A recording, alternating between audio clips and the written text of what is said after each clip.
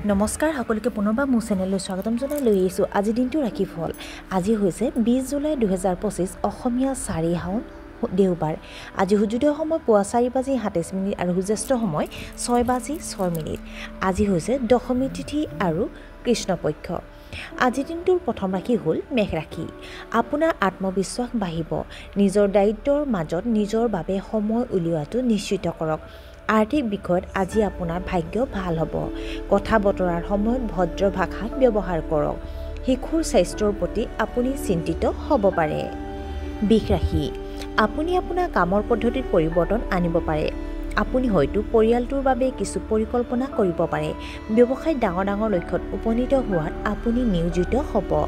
ভাল মানুহৰ লগত আপোনাৰ যোগাযোগ শক্তিশালী হ'ব।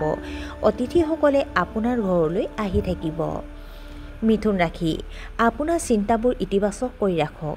গৰমৰ ফলত ছালৰ বিকাৰ হ'ব পাৰে। বেয়া কোম্পানী আপোনাৰ বাবে ক্ষতিকাৰক বুলি প্ৰমাণিত হ'ব। অধীনস্থসকলৰ সৈতে আন্তৰিক সম্পৰ্ক বজাই ৰাখক। অনলাইন প্ৰৱঞ্চনা আৰু প্ৰলোভনৰ প্ৰতি সাৱধান হওক। অতীতৰ কথাবোৰত আপুনি অলপ চিন্তাত পৰিব। কৰ্কট ৰাশি। ব্যৱসায়ত বৃদ্ধি পোৱাৰ সম্ভাৱনা আছে। আপুনি হয়তো আপোনাৰ পৰিয়ালক লৈ অলপ চিন্তিত হ'ব। সুখৰ মাধ্যমত টকা খৰচ কৰিব। জীৱনসংগীৰ পৰা পৰামৰ্শ লৈ আপুনি লাভৱান হ'ব।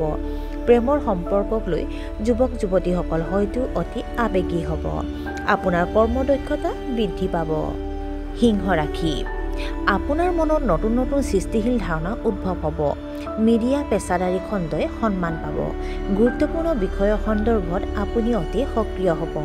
পৰিয়ালটোৰ কিছুমান গুৰুত্বপূৰ্ণ বিষয়ৰ ওপৰত আলোচনা হ'ব। আজি আপোনালোকে আৰামৰ সময় উপভোগ কৰিব। কন্যা ৰাশি। পিতৃসকলে কিবা কাৰণত সন্তানক লৈ বিচলিত হ'ব পাৰে। প্ৰেমৰ সম্পৰ্কত আপোনাৰ পাৰস্পৰিক বিশ্বাসৰ অভাৱ হ'ব পাৰে। কিন্তু একেলগে সময় কটালে মনটো লঘু হৈ পৰিব। আপুনি হয়তো বহিৰাজ্যত থকা আপোনাৰ আত্মীয়ৰ বাবে চিন্তা কৰিব পাৰে। আপুনি জ্বৰ আৰু শাৰীৰিক দুৰ্বলতা অনুভৱ কৰিব পাৰে। তুলা ৰাশি। আজি আপোনাৰ বন্ধু বান্ধৱীৰ সৈতে সময় কটাব বিচাৰিব। কিবা কাৰণত আপুনি অসন্তুষ্ট হ'ব। উচ্চ শিক্ষাত বাধাৰ সন্মুখীন হ'ব। আবদ্ধ হৈ থকা টকাখিনি ঘূৰাই পোৱাত অসুবিধা হ'ব। আপোনাৰ কঠোৰ পৰিশ্ৰমৰ ভাল ফল নাপাব। নিজৰ ভুলবোৰ ঢাকি নাৰাখিব। বৃশ্চিক ৰাশি। আপোনাৰ আত্মবিশ্বাস বাঢ়িব পাৰে। কৰ্মক্ষেত্ৰত আপোনাৰ প্ৰভাৱ বাঢ়িব। আপুনি হয়তো বুদ্ধিমান লোকৰ পৰা পথ প্ৰদৰ্শন পাব পাৰে। পাৰিবাৰিক সম্পৰ্কত থকা তিক্ততা নাইকিয়া হৈ যাব। অংশীদাৰিত্বৰ ব্যৱসায়ত আপুনি ভাল লাভ কৰিব। ধনু ৰাশি। পৰিয়ালৰ সদস্যৰ বিৰোধিতা কৰাটো এৰক। আজি আধৰুৱা কামবোৰ সম্পূৰ্ণ কৰিবলৈ হেঁচা পৰিব।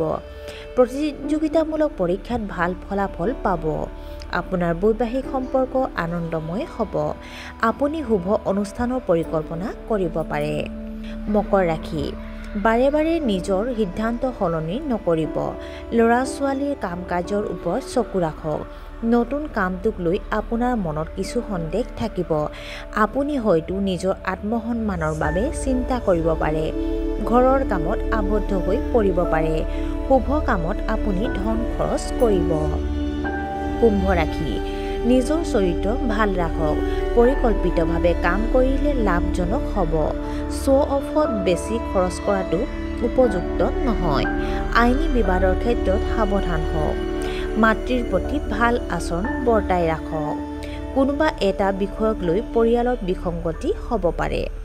আৰু আজি দিনটোৰ শেষৰ ৰাশিটো হ'ল মীন ৰাশি। কৰ্মক্ষেত্ৰত প্ৰতিযোগিতামূলক পৰিৱেশৰ সৃষ্টি হ'ব। আপুনি হয়তো আজি ছুটি ভ্ৰমণলৈ যাব পাৰে। মনোৰঞ্জনৰ মাধ্যমত টকা খৰচ কৰিব।